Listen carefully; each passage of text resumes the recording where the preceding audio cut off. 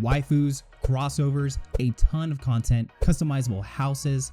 Did I mention waifus? Welcome to the Gacha game tier list. Now, I've come to realize in this video, I'm probably about to piss off quite a few of you. However, I did have a few of you on Twitter and Discord suggesting I make one of these. Getting right into it, we have triple S, double S, S, A, B, and C tier for this video because no one has time and money to be playing anything less. I'm looking at you, Nexon. First up is AFK Arena, going right in C tier for me. No login bonus, no event, VIP system, and pay to win. It's an idle game that's only fun for about 10 minutes. Alchemist Code is free to play friendly, has good crossovers, it has an active community, decent gacha rates, but can be a little bit grindy, and I don't like how some of the meta units are crossover exclusive. Also, since Brave Frontier, I'm not too big of a fan of Gumi. B tier for me. Another Eden goes in A tier. Another Eden was actually pretty refreshing to play with a good story and super free to play friendly. However, I feel like it was a good take on mobile gaming. Next is going to be Aurora Legends. Goes right next to AFK Arena in C tier. Now, I really don't mind idle gacha games, but what really gets me is to progress, you really hit this hard paywall. If I remember, it was around level 23 or 24, where it's either you have to pay or wait for a full day. No thanks. Next is Azur Lane, triple S tier baby. Waifus, crossovers, a ton of content, customizable houses. Did I mention waifus? This game is so popular, it's even getting its own PS4 game in August, along with its own anime. Honestly, this game is fully fun to play, free to play. You don't even need to spend a dime at all. Next is Bang Dream. Now, this game on its own is fun to play, and it's a gacha rhythm game, but as you progress, you really need to spend money to get different and better girls. The rates are complete trash, and for that reason, it's going to be sitting in B tier for me. Oh man, next up, Brave Frontier. It's hard to categorize this game for me, as I feel like it should be on its own tier entirely for how amazing it is. I could be a bit biased as it was my first gacha game, but going from an unbiased standpoint, I'm going to have to sit right on double S tier.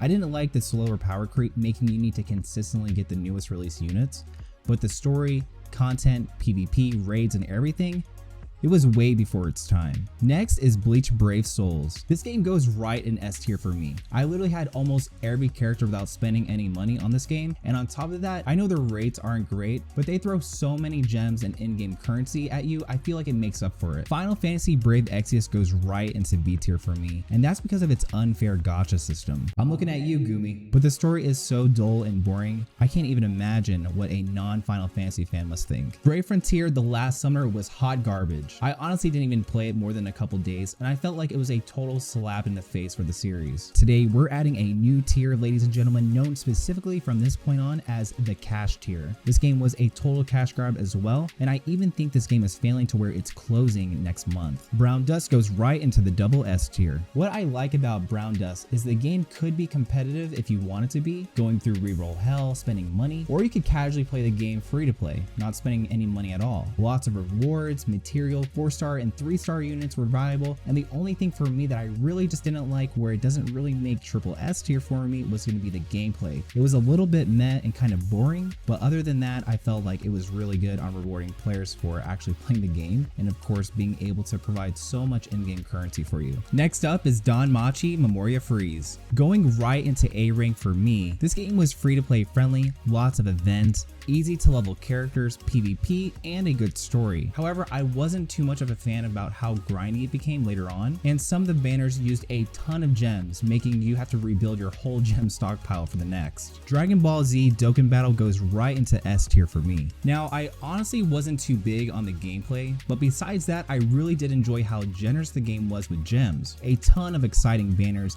and if you're a Dragon Ball fan just like me, even though the game has been out for a couple of years, it's actually still pretty enjoyable. Ooh boy, up next, Destiny Child. Waifus, waifus, waifus. Content, crossovers, and much more straightforward gameplay compared to other gacha games. One thing I liked about Destiny Child, it was super free to play friendly, with no power creep, meaning you didn't actually have to spend any money on the game to actually get units. Destiny Child gets an S tier for me. The only reason being is I wasn't too big of a fan of the gameplay. Dragalia Lost at first was such a fun and cute game, but the more you play, you start seeing how simple and grindy the game became. Super generous on rewards, but boring with limited gameplay and no PvP, and not to mention partying up was just a total grind fest. This is going to be in C tier for me. Dragon Ball Legends was such a letdown for me. I felt like the game was lacking content, it was repetitive gameplay, it was PvP focused, which was alright, but the majority of the time you're just going against a bot. Dragon Ball Legends gets a C tier. Now I know you're probably tired of hearing it, but Epic 7 has to be one of the best mobile games out currently. It's going right to triple S tier for me for the amount of content, amazing art style, crazy battle animations, PvP, and social aspects this game has. I really like how 3-star and 4-star units in this game, especially if they're dark or light attributed, can do real damage in this game. And it is completely enjoyable if you're playing free to play. For me, Final Fantasy Record Keeper was actually, it was alright, it was pretty decent, but it was really only catered to those if you're already into Final Fantasy. It was newbie friendly, but over time, just kind of like Brave Exvius, I just got a little bit bored of the gameplay. This is gonna go in B tier for me. Fate Grand Order is a triple S tier for me. Unfortunately, I don't have my account as I forgot my transfer code when I got a new phone, but this has to be the most free to play game I have ever encountered. Every servant can be used without needing to spend any money at all. On top of that, there's many ways you can go about getting gems and a bunch of events going on all the time. Now, Fire Emblem Heroes goes right into A tier for me. I thought the game was really generous on the gems, but for me, I really just actually don't enjoy Fire Emblem gameplay. Even though there's an autoplay function and a fast forward option, it really wasn't too interesting for me to really keep my attention. Game of Dice is definitely C tier. This game was kind of a weird take on mobile games, and it was a bit slower compared to most. The only real way to speed up the gameplay was actually to spend money, and honestly that really wasn't too enticing as I really just didn't even enjoy the gameplay at all. Girls Frontline goes right into double S tier for me. I feel like Girls Frontline gets overshadowed a lot by Azur Lane, but I really did enjoy the art style and the dark storyline that it had. Each girl had a really unique personality, which actually made me want to know a little bit more about their backstory, which is surprising because when it comes to mobile games, I really don't even follow the story at all. Compared to Azur Lane, I just like Azur Lane's art style a little bit more. GRANBLUE Fantasy makes it right to double S tier. Now, the only problem I have with GRANBLUE Fantasy is how grindy it gets later on. Actually, from the start, it's kind of grindy. Thinking about it now, the game is actually more of an MMORPG than a gacha game, with different classes and combinations that you can choose from. Now, the thing I do like about GRANBLUE Fantasy is if you're a casual player, it's really free to play friendly with how many crystals and tickets they give you. Next up is Grand Summoner. If you loved Brave Frontier, you would definitely love this game. It's super generous with gems, a bunch of different content you can tackle like party dungeons or PvP, and overall I love the art style about this game. When I was playing last, I just got tired of getting the same units over and over again and eventually just got burnt out from it. But with that being said, with all the content it has, it's gonna go in S tier for me. Grand Chase goes right into B tier, and the reason being is even though it is free to play, compared to pay to win players, the grind is a little bit longer, which then renders you not being viable for parties, and some of the events in game actually require party. So if you don't have the stats that they're looking for, you're just gonna get kicked. Therefore, you're not gonna be able to do any of the events that they have. So if you don't have the desired stats, you may end up sitting out on an event or two. Next up is Honkai Impact. Honestly, Honkai Impact for me is going to be in C tier. There's nothing wrong with this game, it's just so boring to play and watch. That's literally it. King's Raid makes it to A tier for me. Honestly, it's more of an RPG than a gacha game, making hero collecting taking a back seat for this title. Now, King's Raid is free to play friendly. It has awesome social elements and interesting combat, but what I didn't like about it is going to be the grind and the hero balancing that it had. LANGRISSER Mobile sits right with Fire Emblem on A tier. Again, I really just don't enjoy this type of gameplay when it comes to it. LANGRISSER, what I remember, was a bit grindy, but what I did like about it is it felt like every unit was viable.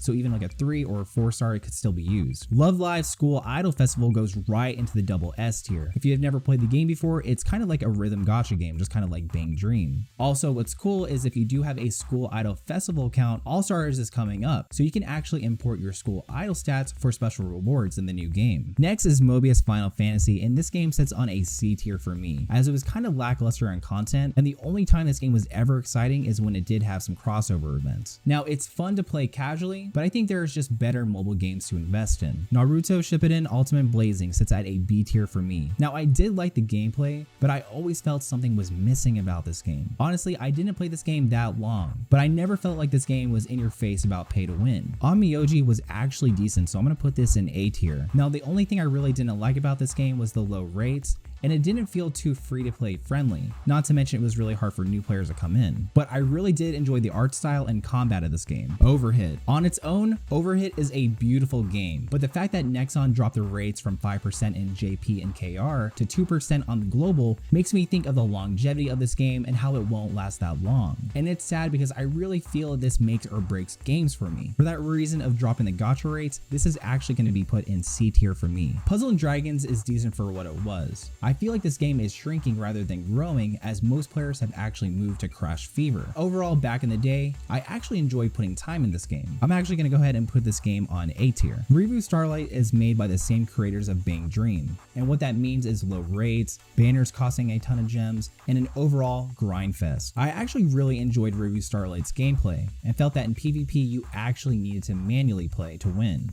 So for that reason that you actually have to manually play and it's not just fully auto, I'm actually going to go ahead and put REVUE Starlight on A tier. Now S Dorka is a double S tier for me, as every character in this game is viable, it has a relaxing gameplay and actually a pretty interesting story, and it doesn't really require you to pay any money to actually enjoy the game for what it is. Next is SMT DX2. I'm so sad as I had huge hopes for this game, but it was really just so boring to me. Not to mention the story was a copy-pasted Devil Survivor. I mean, just another generic demon spawning from your phone, we have to save the world, yada yada. DX2 sits right at C tier for me. And last but not least on this list, Summoner's War. Summoner's War is going to go ahead and sit right at double S tier for me, as the game really doesn't feel like a gacha and more of a mobile RPG. It's not really in your face on spending money either. You could actually pick up this game and casually play, but if you are looking to play competitive, it is a little bit harder to break into as the game's been out for a super long time. I was just not a huge fan of the graphics, nor was I really there from the beginning to know exactly how great it was and how it became the community that it is today. So Summoner War fans, please do take my opinion with a grain of salt. Now, with all these mobile games ranked in my personal tier list, what are your thoughts down below? Do you think some of these should have been a little bit higher up in the tier or a little bit lower? If you did enjoy today's video, please consider subscribing, as I'd love to have you here and you can expect more mobile gaming content. Also, by leaving a like, it really does help me on feedback and also it helps me on the direction I want to go ahead and grow this channel. With that said, thank you so much for watching today's video, and I hope to see you on the next one.